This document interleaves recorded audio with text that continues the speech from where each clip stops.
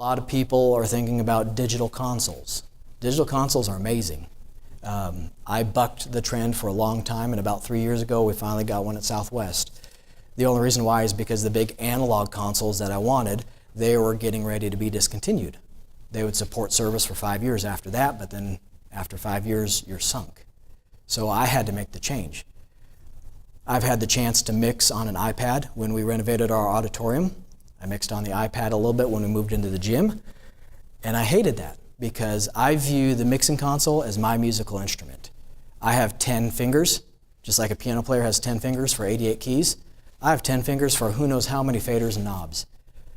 When I have an open mic, my hands are on the faders. I'm constantly moving and adjusting. I'm anticipating. I think that's one of the reasons why I get into so much trouble at putting in sound effects at the wrong time, is because I anticipate what's getting ready to happen next, and so I'm ready to do it when I shouldn't be.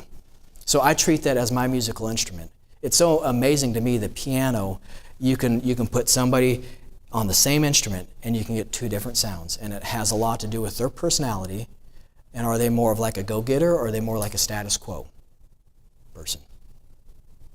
So analog versus digital, most churches I would say stay away from digital. If you don't master your analog console, if you don't understand how audio works, the digital is only going to make it easier for your sound man to hit a button and back up. When I'm touching the console, I'm the closest person touching that audio, and I'm manipulating, I'm moving it around, I'm mixing it, and then I'm pushing it back out. So it's very important for my hands to be hands-on. So iPads, mixing on iPads, I'm against it, because especially when you're sweaty, you're not going to make good contact on that glass. And there's times when your fingers are dry and your fingers are skipping on that glass, and you're tapping on things trying to get it to move, and you think about what's at stake right here. Do we want to take that chance? No. No, we don't. LEDs is another thing. That's a new crave right now. LEDs are amazing, but right now they're being pushed out so fast that we don't have a lot of technology, we don't have a lot of research to support what they're doing. LEDs are messing up some of our wireless frequency channels.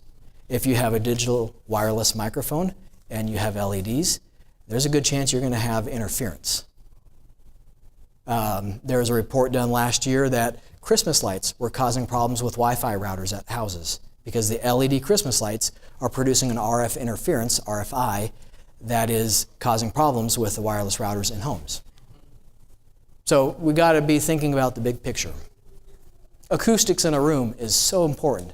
We have 2 rooms in Oklahoma City, one on the campus and one at our church, that are both examples of proper attention was not given to the reason why we assemble. On the campus, that was touted to be the premier preaching facility in the room, or in the nation. The room was. We moved in and it sounded like a parking garage. We had to attenuate, we had to dampen the sound so much that we've sucked the life out of the congregational singing just so we can get that speech intelligibility back. We just went through a renovation at Southwest. The sound system was to stay the same. Our sound system was fine. So the renovation was supposed to be done around the sound system. The acoustics were supposed to be maintained. When we got back in, they were far from what we had. And this is what's amazing, and it's taken us a lot of months to figure out what's going on. The ceiling tiles that they put in are designed to attenuate heavily at 2,000, 3,000, and 4,000 hertz. If you study your frequency chart, which is in this little booklet, 2,000, 3,000, 4,000, there's a little chart that describes what's happening at that area. That's where we get our sibilance. That's where we get our intelligibility from. Those ceiling tiles that they put in that entire room are absorbing 95% of the energy that's being sent to them, and then they're attenuating 2,000, 3,000, and 4,000 hertz. When you get on their website, the ceiling tiles are designed to produce acoustic privacy in open cubicle offices. So why would a big-time contractor put a ceiling tile in an auditorium that's designed to hear? Why would they put a ceiling tile in that gives you acoustic privacy? Those ceiling tiles were $60 each. It wasn't money. It's because they're more important about the image. They're more important about the envelope, the appearance of the room. They didn't care about the quality of the sound. They're focused on the visual representation, which that's important. But then when we assemble, and we assemble to here, and Brother Hardy and I have talked about it, we took a big hit.